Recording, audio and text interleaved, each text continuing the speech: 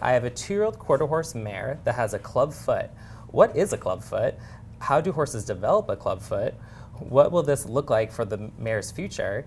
I'm working with my vet and farrier, but what else can I do to properly manage this? We actually did have a couple of comments on our community board on YouTube. Yep. So Kayla wants to know, or said, I have a mare with 2 club feet. It's really very manageable with the right care, but I feel as though many people are still very confused by the idea. That's helpful. And then Donna said, I sincerely want to know the answer. Apparently Donna is experiencing this. I've seen a lot of videos on hoof care and how the farrier trims and cares for a horse, but I've never heard of a club foot in horses. Oh, all right. Well, you came to the right place. So I want to make sure I got this right, and I asked Danvers Child, our hoof health consultant. Our go-to. Yeah, to help me on this. So this is what he wrote. There are numerous definitions of club foot, which may be why there's some confusion, but the simple fact is that a club foot is overly upright, or steep is one way of saying it. Okay.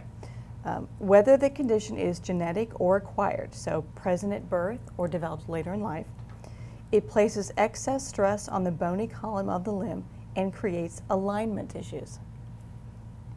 While the condition often doesn't cause immediate lameness or acute lameness, it does affect gait and movement, and it generally tends to shorten a horse's useful career and comfort. So he says, for this person specifically, you're on the right track by having a vet farrier team working on this, because it does require a team. Club feet are graded from a mild, that's a grade 1, to a severe grade 4. So the first step for your team is to determine what grade or severity they're working with. Okay.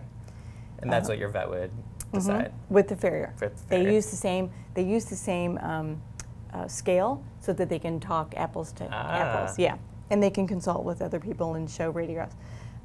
If it's a 1 or 2, so that's on the mild side, they'll likely opt for management, and that's the farrier keeping a tighter schedule than usual, like we say 5 to 6 weeks maybe. So it might be 3 to 4 weeks, or even 2 weeks, working to ensure that ratios and angles are maintained and avoiding stress to the joints and bones. If it turns out to be a more severe grade, like a 3 or 4, they might opt for surgical intervention, which would involve cutting the inferior check ligament, in addition to the management of the increased schedule, the tighter schedule, and then the ratios and angles and all that.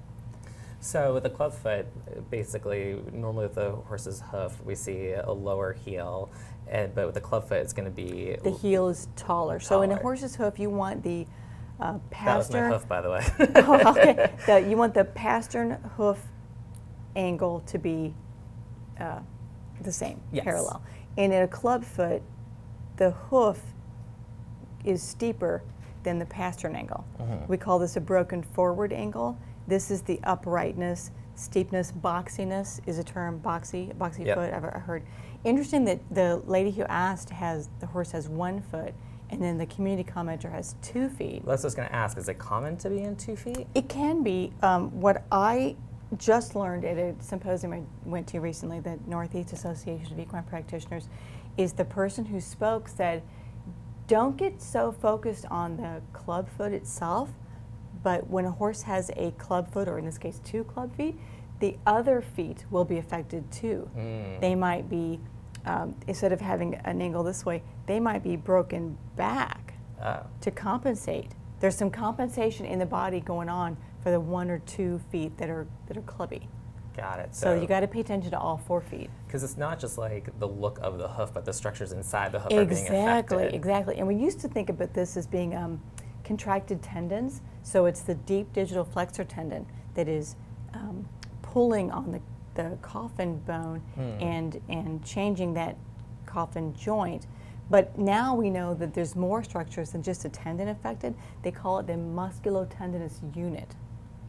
Okay. So the whole back of the leg is affected and pulling that shorten. Which is then going to affect the movement of the entire limb. Yeah, and can lead to the discomfort and the performance challenges and the not life expectancy, but career expectancy, career span. Yeah. Okay, so continue to work with your vet, your farrier, kind of get on the same page, get radiographs, and kind of figure out what your time frame for your horse's trimming cycle is going to be, and kind of manage their comfort and gauge it from there. Yep.